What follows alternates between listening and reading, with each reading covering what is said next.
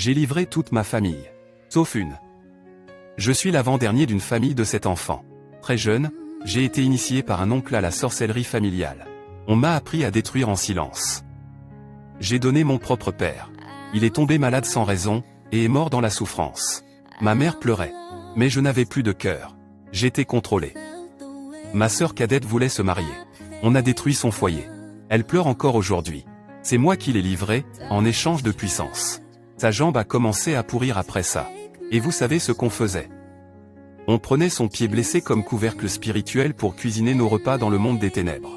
Elle souffrait physiquement, pendant que nous, on se nourrissait spirituellement.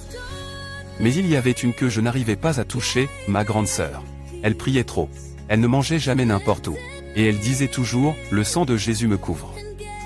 On a tout tenté, rêve, attaque, sacrifice, rien. Elle restait debout. Pire, sa lumière nous brûlait.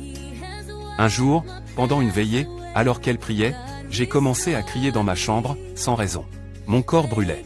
J'ai vu une épée de feu me poursuivre. J'ai fui, mais elle priait encore. Ce soir-là, j'ai su, je ne suis pas plus fort que Dieu. Quelques mois après, j'ai tout confessé. En larmes. Ma grande sœur m'a regardé, et m'a seulement dit, je t'aime. Et je te pardonne. J'ai été délivré. Mais jusqu'à aujourd'hui, je pleure quand je vois ce que j'ai fait. Et je bénis Dieu d'avoir sauvé au moins celle qui priait sans cesse. La sorcellerie est réelle. Mais la prière fervente d'un juste est plus puissante que tous les autels maléfiques. Si tu pries, Dieu te cache.